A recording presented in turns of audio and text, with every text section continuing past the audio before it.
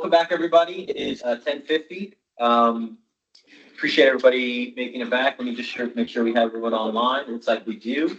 Okay, let's finish up with the agenda, and we have Dr. Karpos's docket up next. Thank you.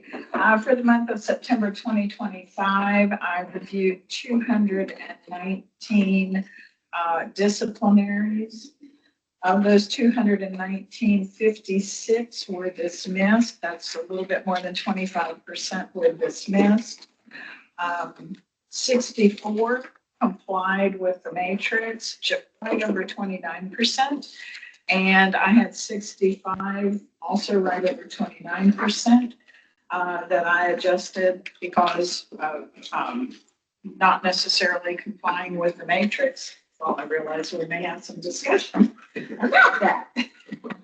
So, talk a little bit about just overall trends before I talk about my docket totals. So, in looking at overall trends, what I've noted not only in September, but in July and August as well, in my randomly assigned cases, there have been some extremely violent assaults. And these extremely violent assaults have not been in a particular prison or one or two prisons. In fact, they've been spread across 10 different prisons. And I want to touch on some of the ones just from the month of September. So what I found in relationship to some D-board decision-making was that many of these assaults are being downgraded or dismissed. So in September at West 10 State Prison, there was an assault on a staff member. This was a captain who was struck in the face with a closed fist by an offender, and it was reduced to a B. At Special Needs DeBerry, there was an assault on staff. It was dismissed, no hearing, and it involved an inmate who, when an officer was passing by the bars, reached through the bars and grabbed the officer to bring them against the bars and ended up scratching the officer's neck. As I said, that was dismissed, no hearing. So these are not on your docket. These are. That might be one of the These ones are the dismissed, she wants to highlight. downgraded. Well, that's what I was going to ask you. They're Right, not- I'll come to my documents. I know, but Well, he wants if to they're highlight not that there, case. yeah, I mean, TBOC. these all seem like really good No, these are- incidents. Would you be okay if you Yes. sent them to TBOC? So if you Yes. send me that info, I can forward them. Yes. These sounds like really good examples, and I think you're gonna keep going through them, so Yeah. all of Okay. these, yeah, just please send them to me and I can forward them to I'm TBOC. happy to do so. So at Hardeman, not Hardeman, I'm sorry, I skipped one, South Central. This involved an officer. It was a sexual battery that was dismissed, no hearing. And in it, the inmate grabbed the officer's arm and then proceeded to stroke her arm down to her fingers. And that was dismissed, no hearing. Hardeman had to do with an officer who was on an offender spit in his face. That was dismissed. And Northwest involved an assault with weapon. And it involved two inmates who used a belt to which they had attached metal to assault a victim. And an accident traumatic injury report was completed for that victim, but the assault was dismissed. So no time was taken with regard to any of these assaults. So as I said, one of the trends I noted in these cases has to do with either downgrading to a B or dismissing. The next group of cases has to do with many assaults on staff and offenders are having few, if any, sentence credits removed. And I want to highlight 3 that relate to staff being assaulted and 3 that relate to offenders being assaulted. The first staff assault was at Morgan, and the officer was struck in the face so hard that he was knocked down. And then while he was down, he was struck 2 more times in the head. And the D board took 9 months from the person. The person had 4 priors, and I adjusted that to 18 months. The second was also at Morgan. The assault on staff involved an inmate who, albeit was in a wheelchair, but in medical, spit on a medical nurse assistant. And when a doctor came, reached up and grabbed the doctor by the doctor's collar in an attempt to drag him down to the ground. And so in this case, the person had 1 prior, the board took 4. I adjusted that to 12, putting hands on staff. The third incident happened at Riverbend Maximum Security Institution. It's an assault on staff. And it had to do with someone coming in from the rec yard. An officer was bringing someone in from the rec yard, and they took contraband away from an offender, and an offender wanted it back. And so the offender pushed the officer, got the contraband back, and ran back into the rec yard. The person had 1 prior. They took 3 months away, and I adjusted that to 12 because of, once again, hands on staff. Moving to assaults on other offenders. The first one happened at Bledsoe. This assault on an offender was captured on video, and it involves one offender striking an offender with force, closed fist. They didn't have any prior offenses, and so the D board took 2, and I adjusted that to 6 because of the direct strike with a closed fist to the face on video. At Morgan, assault on offender involved a victim who was struck multiple times in the face, resulting in them being taken to UT Medical Center and having surgery for a broken jaw. The D board at Morgan took 12 months, and I adjusted that to 24 months. At Trousdale, this is an assault with a weapon. And in this case, the weapon was a broomstick, and the victim was beaten so severely that they were transported to an outside hospital due to the lacerations to their head. The D board took 12 months. I moved it to 24 months. Now, this group of assaults have to do, the first 2, with assaults on staff. This one is at Northeast. It's an assault on a staff member where the officer was shoved multiple times trying to get away because the offender was trying to get away from showing the contents that were in their hat. What was discovered in their hat was a weapon. And so to keep the officer from taking the weapon or attempting to identify and take the weapon away, the officer was shoved multiple times by the offender. The D board took 4 months. I adjusted that to 12 months. At Trousdale, this is another assault on staff member. Here, an offender had assaulted 2 inmates. And when officers arrived to subdue and stop the assault, the first officer to arrive was punched in the face. And while other officers were able to arrive and subdue, along with the first officer who'd been punched, the inmate who had been subdued bit the back of the arm of one of the subduing officers and would not stop biting until 2 SORT members delivered strikes to him so that he would release his bite on the officer's arm. The D board took 1 month of sentence credit for someone who hit the first officer in the face, punched him in the face, and then delivered a severe bite to the second officer. I adjusted that to 24 months. The next is an assault on an offender with a weapon, and this one happened at Whiteville. And this was a stabbing. The stab wounds on the victim were in the upper body as well as the legs. And the stab wounds were so severe that they were airlifted to the hospital. I adjusted that to 24 months. I only have a few more. These are pretty hard to stomach, but I think it's important. This event happened at Northeast.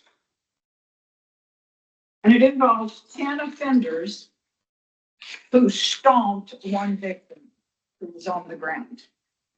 All of this was captured on video. And at the conclusion of the stomping, the victim was taken to outside hospital for his injuries. And while it doesn't say they were serious, I think all of us can assume that if you're stomped by 10 people, these are pretty serious injuries. So the first inmate stepped up, is captured on the video, and punched the victim to the ground with 3 or 4 hard blows. And then once on the ground, the first person, along with 9 other identified members, stomped the person until security could find their way there and stop the beating. And I adjusted their time withdrawal from 2 to 12 months, depending on, there was one person who had 0 previous, the board took 0 from him. I thought the least they could do is take 2 from him, because he is actually the person who struck the first blows and knocked the victim to the ground so that he could be stomped.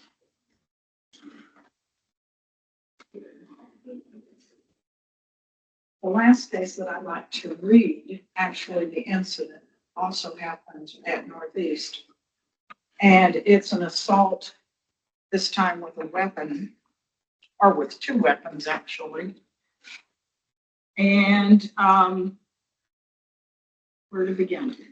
Happened on 9/18, 11:30 a.m. And an institutional investigator investigated all of this and updated the incident to read as follows.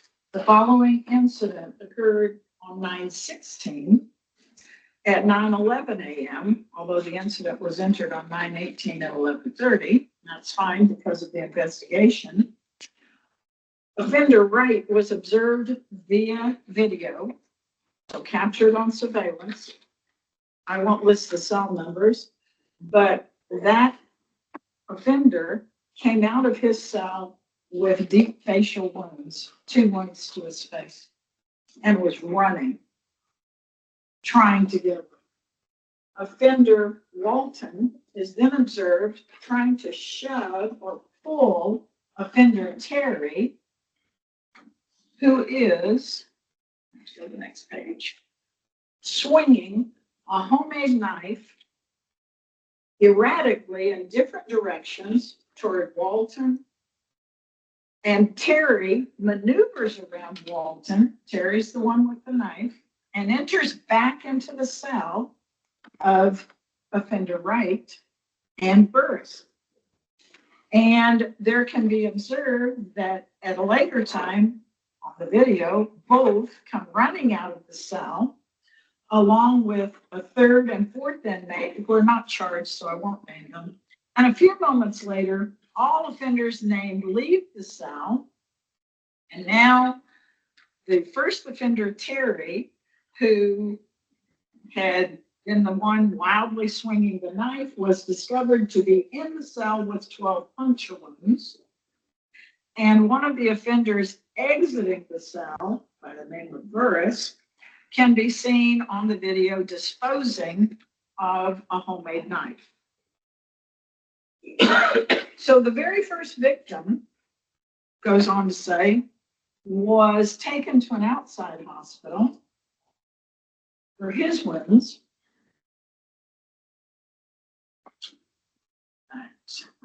The assailant was treated inside, but the first person who was stabbed was taken outside. So the main assailant, or let's call him assailant number one, who was swinging wildly the knife, had 17 priors. 10 of those priors are for weapon, deadly weapon, possession of a deadly weapon, and assault on other offenders. So the person in the narrative who comes out of the cell after the first victim is running out with his deep facial wounds is someone who had 10 prior possessions, convictions for possession of a deadly weapon, as well as assault on other offenders. So he had 17 priors total in 18 months. And the board assessed 12 months for his activities on that day, and I adjusted that to 24 months. So from my perspective, there is significant evidence that controlled movements, control movement policies and classification may well be playing parts in why there would be such free movement of so many people, including 10 people, who were in a position to stomp down one person. There are a significant amount of weapons that are floating around in prisons, and there's a serious danger to both staff and offenders. So I do believe that adjusting these credit removals to be commensurate with the severity and degree of damage and harm are appropriate, but that's of course my opinion. So back to my docket, just in a general sense, my docket contains a total of 59 offenders to have time removed from them. Of those 59 offenders, the D boards removed 337 sentence months. I removed 714 sentence months, which is a difference of 377 sentence months. And in terms of priors, these 59 offenders had a combined total of 358 priors in 18 months. In terms of my restoration docket, I have a short restoration docket of 5 offenders. The D board assigned a removal of 36 credits. I assigned a removal of 28. So it is a restoration that I'm requesting of 8 credits. These 5 offenders over 18 months had 6 priors only. I also have a section on my docket which has to do with coding corrections. And so I have 4 corrections that I'm asking be transferred over to TDOC so that they can be adjudicated. The first case at Whiteville, 1690950, has 2 entries, and the incident failed to designate victim and suspect on the person's involved screen. It's an assault on offender without weapon. The third is at Riverbend. This has to do with a cell phone. And because there's no designation of the offender as the suspect, there's not been a disciplinary hearing. And the fourth has to do with an assault with a weapon at Trousdale. And the victim needs to be designated with regard to that particular incident. I also have a section here of blank incidents. So there's an incident at Whiteville. It's assigned an incident number, but there is no narrative and there are no people involved. So I would like to send that back to TDOC for them to see whether or not there are details to fill in on that one. And I want to add one that you do not see on your docket, but I'd like to request that it be added. It's at Hardeman, HCCF. It is also a blank incident, incident 1688810. I'm sorry, 168810. 810 for September 10th, 2025. And it is a weapon. And it is blank. We just know from the first page, it's a weapon. And then I have one question. This one is not on the docket, but I have a question, and I think maybe Sheriff Bassfinder could answer this question for us. It's at Trousdale. It's incident 1690313. Has to do with a cell phone. And it's a verbal warning. Chairman, can a cell phone incident be a class? Is it a class A? Cell phone is a class A, but the officer has the choice of giving a verbal depending on his priors. Well, so, yeah, that's my question. So that's not on the matrix. If somebody with 0 priors, the person didn't receive 1 or 2 by the matrix, they got a verbal warning. So should this be adjusted to 1 or 2 on the matrix? Or is it within this matrix that a D board can give verbal warnings for a class A? Just a second, I'm having to look at the matrix, how they have it designated. And I know that question is to Chairman Bassfinder, but I mean, does anyone else have Yeah, thoughts on anyone that? else, if you can point out anybody on the matrix where verbal warning is a sanction that can be given for a class A. Would there be a question for TDC? Well, but is it on the matrix? And I mean, how are most people treating that? Because I know Ms. Weissman typically brings on her dockets, she'll have a number of verbal warnings that she moves up into a time withdrawal category. So, I mean, how does everybody else do it? I mean, if you have a verbal warning, I think the only time I've seen them is when they're classified as B as opposed to an A that I can recall. I mean, hypothetically, if you did see one that was listed as Class A, but it was verbal warning, would you put it on your docket? I don't know that I have. I'd like to put it on my next month's docket if that's okay. Okay. And then we can kind of, but I did have that one that I would like you to add to my docket. Yeah, to send over to TDOC, right? Yeah. Yes, thank you. So we're not voting, because what I'd like to offer is not have to vote on the ones that we're sending over to TDOC. I think if no one has a problem with me doing that, I'll just send them over and we'll get further clarification on those or make the coding changes necessary. So we'll only be voting on the restoration and removal dockets. And I did have one question, Dr. Corpus, on your trends. You highlighted the violence. Were you emphasizing the number of violent incidents you're seeing increasing, or are you saying that the extremity of violence is increasing? The severity of it, the number, and the overall disbursement across 10 separate institutions that, having been the director of research for the Department of Corrections for 10 years and being very familiar with offense and assault trends across the institutions, there's a real shift in terms of that. So I just look back on some of my prior reports. In 2018, there were a total of 467 assaults on staff in 14 facilities, 2018. And on offenders, there were 435. And in 2025, there were 865 assaults on staff and 824 assaults on inmates. And I also note this. In 2018, the population was 21,945. The population average for 2025 was more than 2,000 less, 19,651.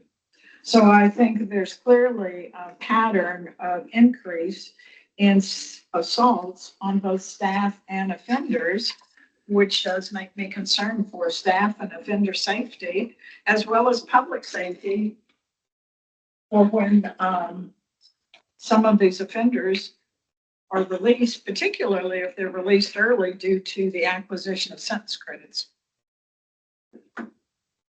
Great. Okay, well, we appreciate that.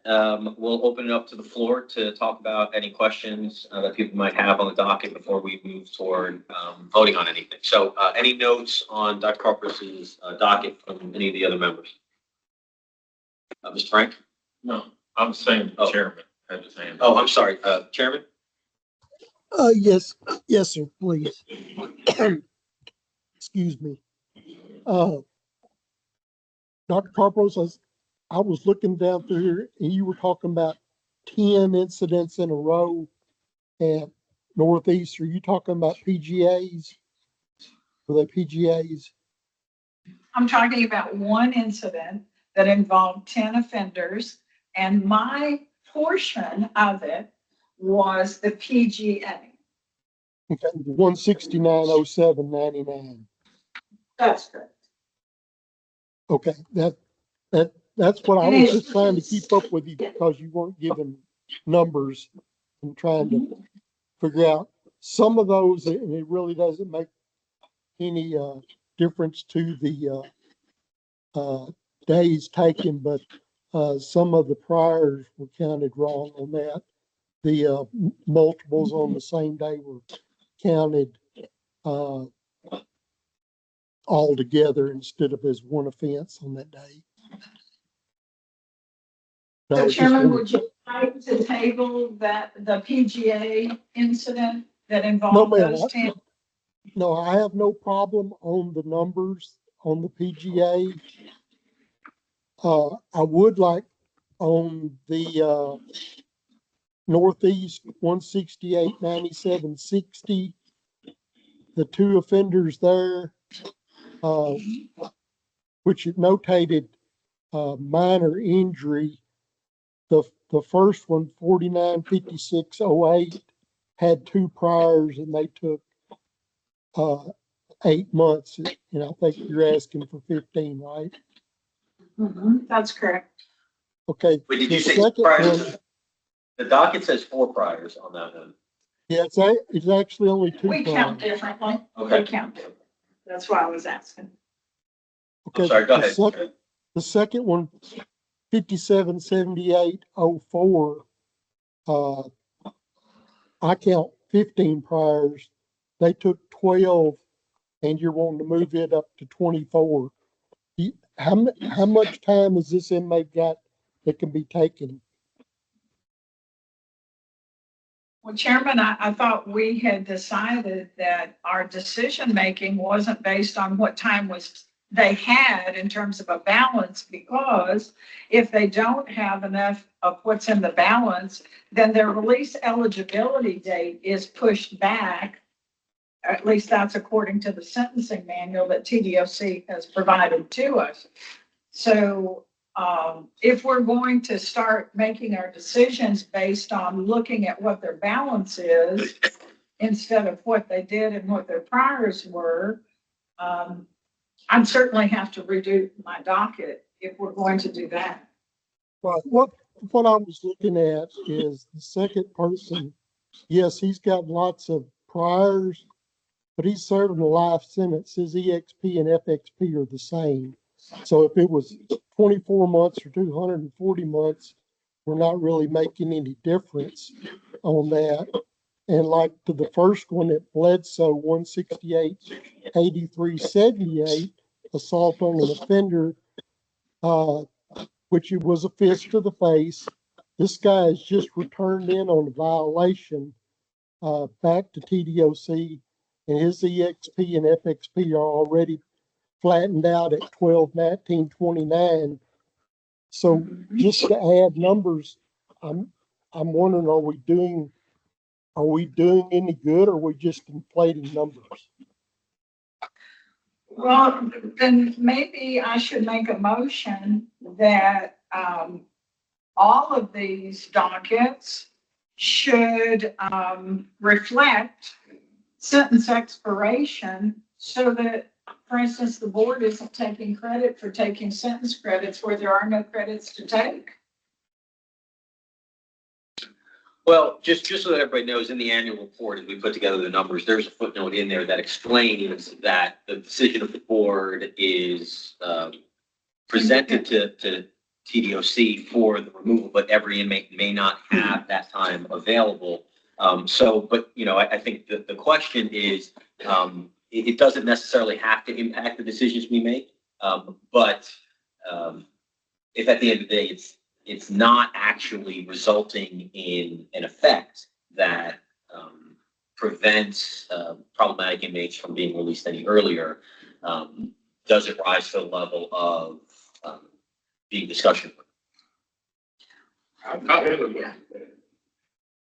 It's not our guidelines to look at that, but it could. No, be it's, added. I mean, yeah, I mean, I think it's just two different ways to look at it, but, I mean, is that a discussion that we want to have now? Because it's more of an overarching discussion, or do we want to just, you know, stay with the individual incidents of dockets? Mr. Frank? I was gonna say, I have, Mr. Carr, we tabled 16, 20 of his.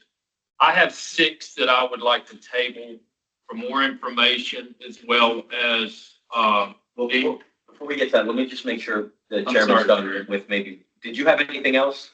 Chairman, are you asking for those identified to be tabled, or are you fine with keeping them in the docket? That, excuse me, I'm sorry, but yes, sir, I was gonna ask to get more information on there. Dr. Carpos has several that are serious injury. I have no problem with that.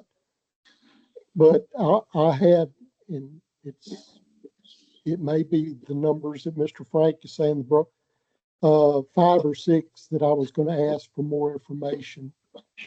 But I agree with the serious injury and the broken jaws, going up to the max on those. Okay, did you want to identify those 5 or 6 that you had, or do you want Mr. Frank to present them? If Mr. Frank could say what he's got, I would tell you, then that'd give me a chance to say if those are the same.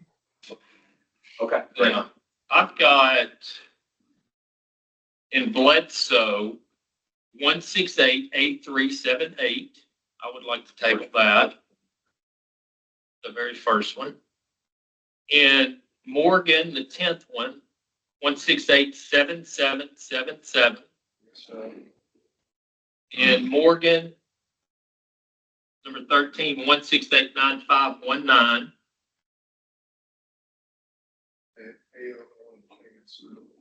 Oh, no, I'm sorry. Which Yeah. one? ASO, sorry. It's 1689519. One. Sorry. Yes. It's- So that is, that's the 3. The 2 in Northeast, 1689760.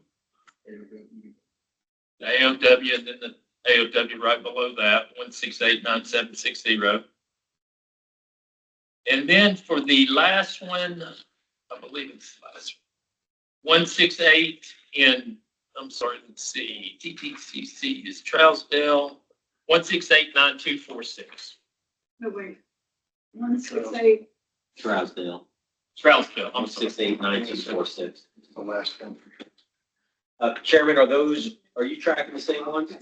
Yes, sir. Those are the same. Yes, sir. It's just ASO. Okay. And Mr. Frank, can you talk a little bit about the thought process behind why you'd like to have those tabled? I think, the Can you debate take them that, one at a time, so I can follow? the debate that we've had, we had with Mr. Carr, or we're going to have, hopefully we have this. The first one is zero priors. D-Board takes 2 on an AOO. The matrix is actually 2, and Ms. Carpos took an additional 4. Because he struck him in the face with a closed fist. Yeah. But it's the exact same situation as Mr. Carr, right? It's the assault that the Mhm. The exception, whether the The exception. exception, applies. what is the exception? I've got serious Understood. questions about that. Okay. That was written when it's for the D-Board without an IDOB on top of it, but I anyway, thought that's why we were tabling these, so we. that is what I'm doing, is tabling them. Well, that's what we're trying to understand. Are we asking to table them because of the priors? Are we asking to table them because? No, these are strictly for Outside the. outside the matrix. Okay, all of them. Yes. Okay. What, whether or not we're going to determine whether or not they're outside. Right. Right. So one thing that I would just ask as a point of courtesy is that Mr. Carr was provided prior to the meeting, a list of cases that you had concerns with, but I wasn't provided with any of my cases. So I didn't know that you had a desire to table some of my cases. So going forward, if lists are being prepared about my docket, I would like to have that in advance and the same courtesy that you showed Mr. Sure. Carr. Well, but also to be fair, the earlier you can get the docs out to everybody, the more time they have to do that and then return and have that conversation. So I know Mr. Clark got his out much earlier, so I think maybe part of that was, coming toward the end of the weekend. But by this morning, when we sat here for an hour and a half, I'm not saying it's not doable. I'm not saying it's not doable. I'm just saying, to the extent possible, the earlier we can distribute the dockets, the more time it gives everybody to look through them and then do exactly what you're saying, hey, let's exchange information to the extent we can. So just for everybody's benefit, the earlier we can do that, the more time everyone else has to go through. Because it's hard. I mean, it's hard for people to prepare their own dockets and then go through 8 people's other dockets and then prepare those comments and, distribute them. So again, just, again, a courtesy thing. just courtesy. That is a very good point, that it would be good to, and I think me and Sharon have talked about this. I'm sorry, Mr. Sharon. To try to get these in earlier where we can look at these. To the extent possible. Let's say like 2 weeks, let's say 2 weeks or 10 No, days. it's hard to put a hard deadline. I mean, people have the things that they're doing and some doctors take longer than others, but to the extent possible, the earlier the better. In a perfect world, we should be discussing this, in my humble opinion, during the agenda setting. So if I can get them before that, that's why I tried to send them the Friday before, so if you folks have, then I'll pull mine up and say, okay, here are the ones you guys might have. But yeah, I in a agree. perfect world, but I understand everybody's, we want to get it in as early as possible. Sometimes Be great. it's the Friday before. I agree. I agree. So to whatever extent possible. But, okay, so we've identified 6. Are there any others from anyone else that they'd like to have further discussion on?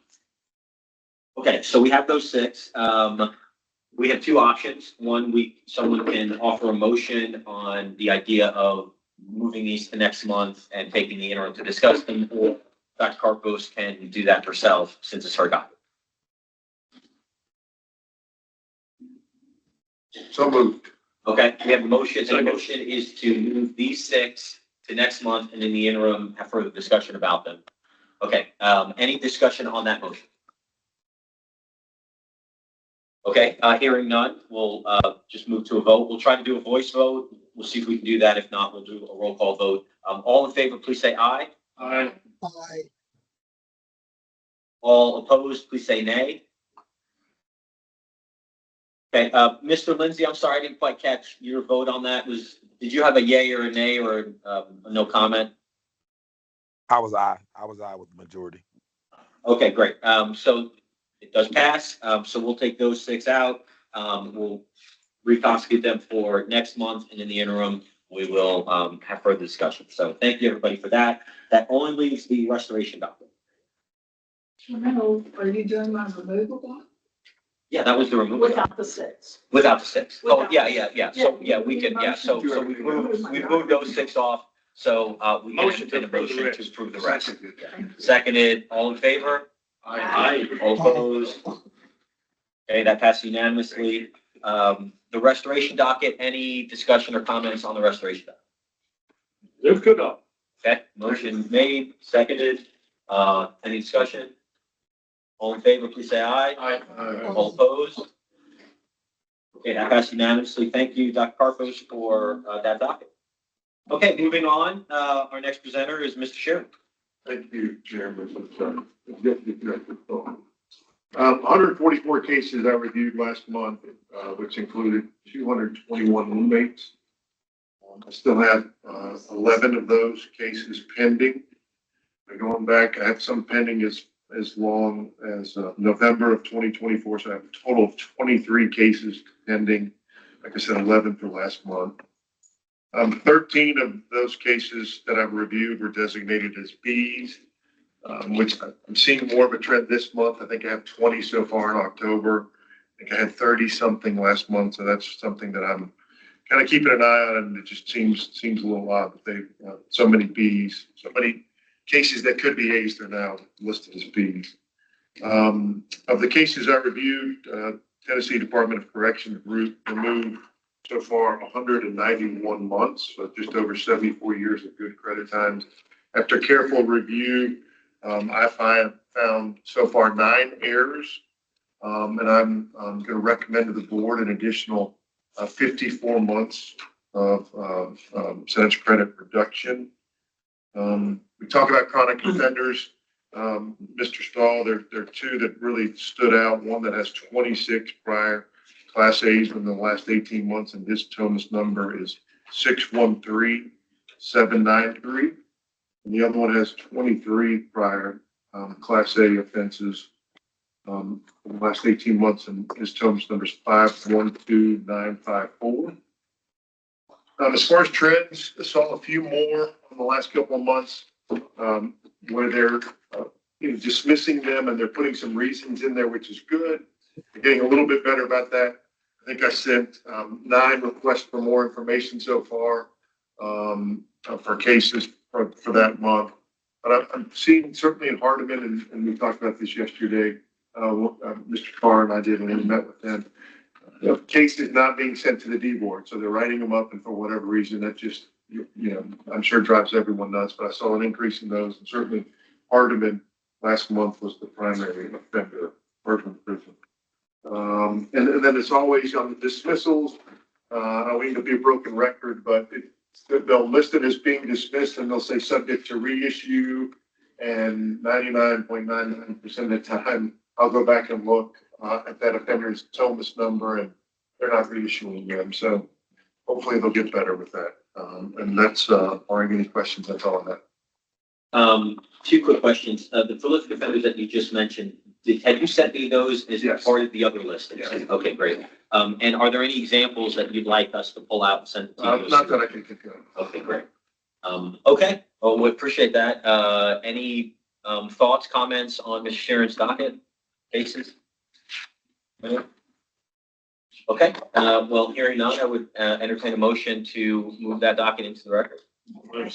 Motion made, seconded. Any discussion? Hearing none. All in favor, please say aye. Aye. All opposed?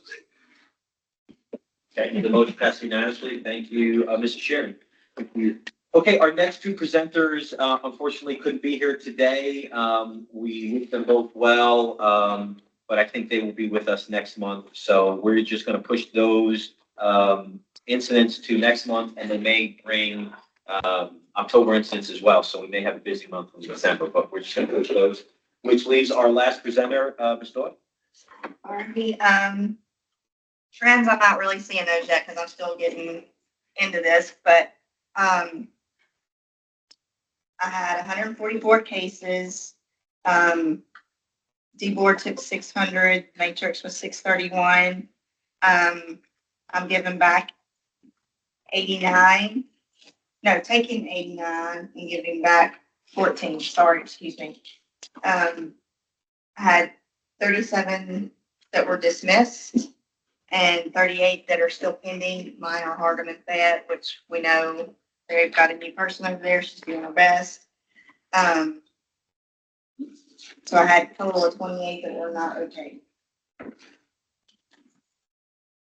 I had those 2 that we sent from last month that we had that were, should have been class A's. They cost them fees that we need to send back. And I put the numbers on there so that loss of credits would have been 12 there on those 2.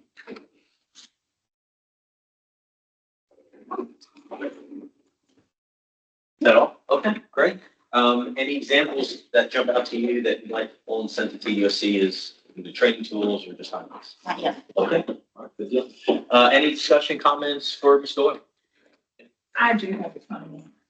I just want to express how impressed I am that you've come on this board very quickly and you have begun your work very quickly. Now, I know you came from the board, so you've got familiarity, but as someone who's new to the board, I just think that you just really picked it up so well. And we're glad you did. Thank you. I'm glad to be here. And your dog too. Okay, great. Well, if there's no further discussion on that, I will entertain a motion. So moved. Seconded, any discussion? Okay, hearing none, we will, move to a vote. All in favor of, moving Ms. Doyle's full docket into the record restoration and removal, please say aye. Aye. All opposed? Aye. Okay, unanimous. Thank you, Ms. Doyle. Okay, well, that concludes the substantive portion of the agenda. We do need to leave a few minutes for public comment. We do have one member of the public, if she'd like to say anything to us about what she's seen today or her thoughts on inmate or the justice system in general. Okay, all right. Well, we appreciate you being here. Okay, closing notes. A couple of things. I think we have our next meeting set for December 17th. Is that right? Mhm. Okay.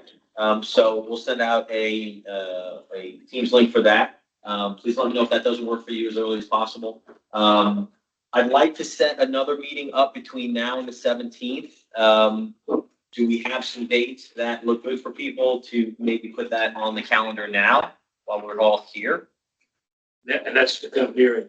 Yep, Okay. to just workshop some of the discussion that we had today with regard to the matrix and whether we're going to consider how much time is left on an inmate, those types of questions. So several hours, hopefully, but That's virtual or in person? well, I think the preference would be in person, but not everybody can do Put it that. off till the next meeting, but, you know, maybe the day before that next meeting would be the most Okay, economical. 16. okay. I mean, I don't want to wait that long, really. I know Mr. Carr probably doesn't if it's his case you were talking about, but I just hate for people to travel, you know.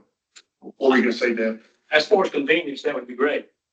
Yes. If we could all meet the Tuesday before. Okay, okay, that works for me. It'd be easier for. Does that sound, I mean, is that it's an every day? I mean, Like in the afternoon. Yeah. So people can travel. Yeah, I mean, that way people can, if that are traveling, now, you may have to have some people who are still virtual, they're not coming, but I think if you could get a majority of us together, that would suit Yeah. you, right? Because most of it will be coming on Tuesday anyway. mhm. Yeah, So we can ask Just come in early. afternoon, you'll say after lunch. Yeah. Go ahead. Okay. Okay, well, that's what we'll do. Obviously, I will let the board members who aren't here know that that's something we'd like to do, but leave that date open in your calendars, please, as a half travel day, half workshop day. Okay, and we'll send out a link as a reminder to everybody on that. Do we have a time? Just to get a, we'll finesse it when we get closer I to mean, it. I would maybe- think, like you said, after lunch. To make it worth it, we need to be here if we're going to spend more than 2 hours, maybe 1 o'clock, 12 o'clock. Yeah, 1 or 2 o'clock. Do you still have that meeting Then- over there at 1 o'clock? Oh, that's right. I do, but I can handle that. Don't change anything that's this important. Tentatively one, I think, is that? what does That that one's do? good. Okay. Sure, I Like can do to pick that. up and stuff. Okay, all right, good, great. So I will send out, we'll talk a little bit more about the details, but let's keep the 16th and 17th open next month. Would you please just encourage everyone to be here and all? I will, for sure. So we'll keep the 16th and 17th open. Okay, that is all I have for today. I will give it back to the chairman if he just wants to close the meeting. If there's no further, well, let me back up. We do need to particularly look at our cases that we've got pending from months back. Because the cases that we just overlooked, we're possibly just getting them out of jail for free cards. But outside of that, this month should be a bigger month. The lower 7 prisons that I extract numbers for is going to be high. Whiteville's on a tear. hang on. Okay. Motion to adjourn. Okay, motion made, seconded. Okay. Question on the motion. All right, we're just going to go ahead and approve that motion. Well, yeah, I'll call the question. You gotta know. Okay, so let's vote on adjourning the meeting. All in favor, please say aye. Aye. All opposed? Okay, the meeting is concluded. Thank you. We should go.